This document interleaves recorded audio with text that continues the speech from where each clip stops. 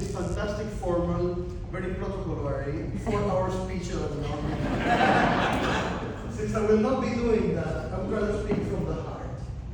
I heard a lot about connectivity, passion, commitment. Yes, we need all of that.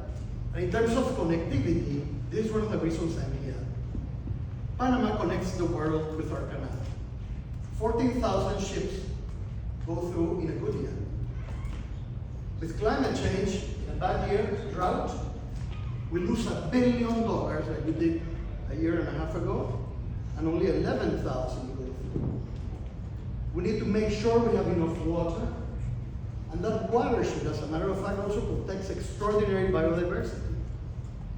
Those of you who are birders, the most recent global big day, Panama, which is a very small country, was 7th in the world in terms of species recorded scientifically in a 24-hour period with eBird and Cornell Labs.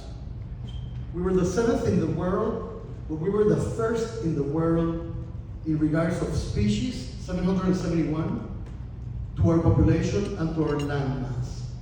And also, in terms of volunteers, 4,000 volunteers we took out to do bird watching and to record species. I mentioned this as a preamble.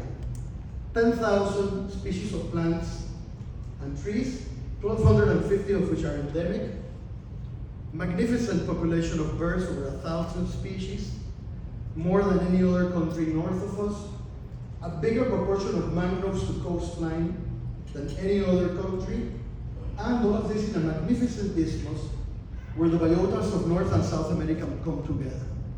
So far so good, right? But just like every place else, we're hell-bent on destroying it. Ours, the worst species on Earth, the most terrible one, the only one that destroys its habitat. We're hell-bent on taking everything apart globally, and we're no exception, unfortunately.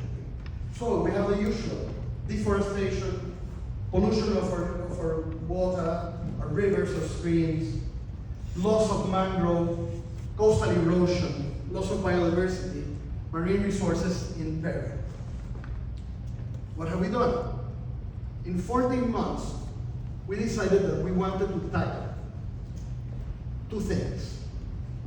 Number 1, immediate conservation on the ground. Number 2, make sure it's for the long term. Immediate conservation on the ground sounds simple and it's very logical, but it doesn't get done. We come to all of these beautiful conferences. I was at the United Nations yesterday with my President Molino. We met with the Secretary General. We all read fantastic little speeches. We go to cocktail parties with a great carbon footprint. Flights all over the place, SUVs, which are never turned off, and tons of paper and BS. What actually is getting done on the ground? That is what I was so happy to hear you. I'm so enthused to hear you. Because if conservation doesn't happen on the ground with effective conservation measures and local community participation, backed up by strong political support at the government and the local level and private sector involvement, it won't get done. So, briefly, this is what we have done in 14 months. We have gone up to 35% of our land protected, 54% of our territorial waters. On top of that, we are walking the talk. We have put up signs about this size, 10,000 of them on the limits and borders of 32 reserves. We're putting up another 10,000 within the next 3 months. Every park in Panama, 123 protected areas, for the first time will have its boundaries marked. Done. Wouldn't you start there? How can you protect property if it's not even marked? So we're not only marking it, we had 120 rangers when we came in. We're up to 438 rangers. Created a new park ranger school, are equipping them with the best equipment that money can buy, the best jungle boots, the best jungle survival, I personally selected with them and walk the talk with them on the ground, as I love to do. We are now patrolling every national park and most of our protected areas on the ground. We're using technology, 50 Starlinks installed, 32 areas for the first time have communications with the rest of Panama, particularly our rangers. Catalina, you smile because Coiba National Park, and we have 4 biosphere reserves. Darien, the Amazon of Mesoamerica, Coiba, a marine wonderland, one of the best in the world. Portobelo National Park, historic, archaeological, and biologically diverse, and Amistad. Several of these, by the way, I helped to set up and design and created in my previous life, 40 years ago to the day, in August, when I helped to create ANCON, the National Association for the Conservation of Nature. That's why I mostly know the old people in the room. Carter, my regards. I met him in his previous life. But the point is, we're getting it done on the ground. Earth Ranger, an application that goes to your cell phone, and we're using it extensively, thanks to our international partners, to make sure we know where every ranger is at every moment. We're also using ESRI. We now have real-time warnings that go straight to our rangers whenever there is deforestation or fire in a national park. Also, and we're not stopping there, we are training at the highest possible level our park directors. We just had 13 of them go to the University of Colorado for the special course for top-level managers and park directors for Latin Americans, and this is held with the University of Colorado and the U.S. National Park Service, with Rainforest Trust and Global Conservation, and thank you, the other James, for being here, because we are now helping to complement what we're doing with, in the future, land donations or land purchases. This is all part of a plan that will guarantee that what is there now will survive. By the way, Marine, over the past 14 months, we ratified the PPNJ, 12th country in the world to do it, actually 14th, I'm sorry. Keep it simple. But we just went over the line, as you know, and we also ratified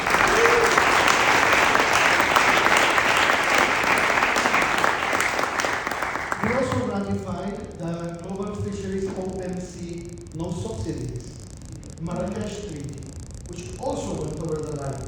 We did all of this in the past 14 months. Plus, the Panama Canal is leading and instated a corridor for whales, where ships coming into the canal have to slow down so they don't touch our whales when they're coming to the canal. And beginning October 1st, we have a net zero slot for ships that don't pollute or cause carbon emissions, which will now go to the front of the line. So yes,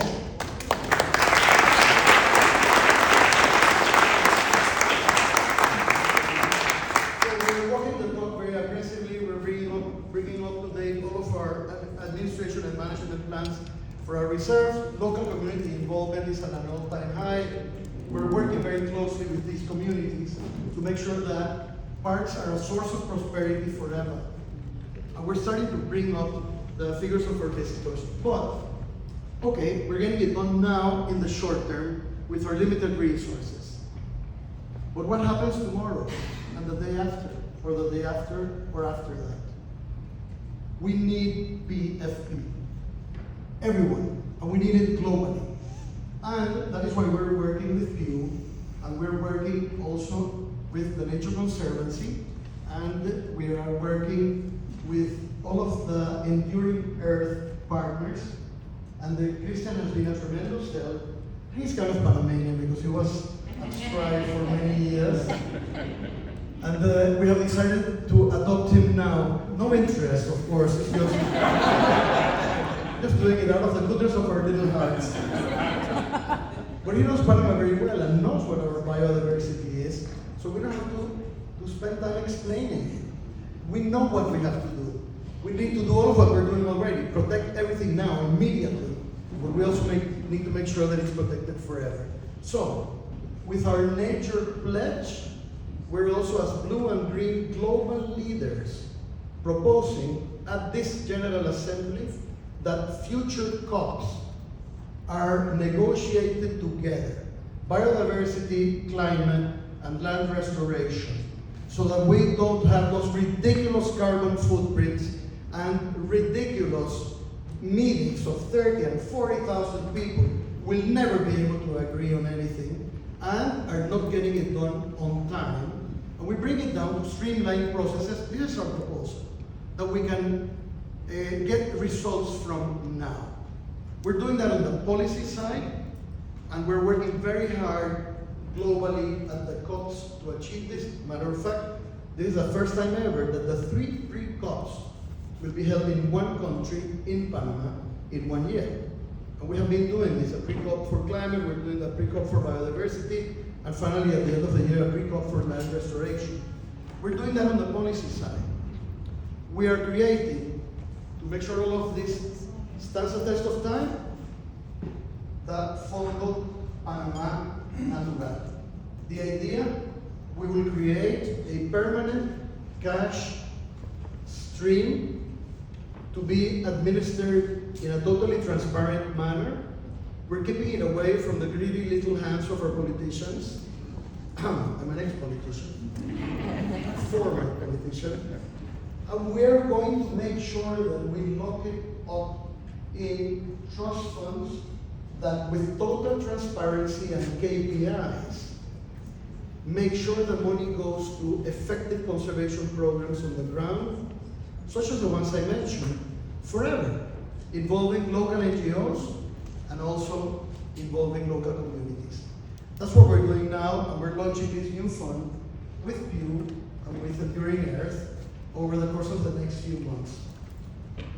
We can get it done, and we must get it done quickly. Final word, time's running out. Less cocktail parties, more conservation on the ground. If every country does it in its own borders, with its own system of national parks, like Namibia or like Canada, boy, your country is huge. It's amazing. 50 million hectares. I almost faint on my seat. But if we all do it in our own countries and territories, then we do it globally. Well, you better bet that we are going to get it done in Panama, and we need your help for it. So, we'll be talking soon. Thank you.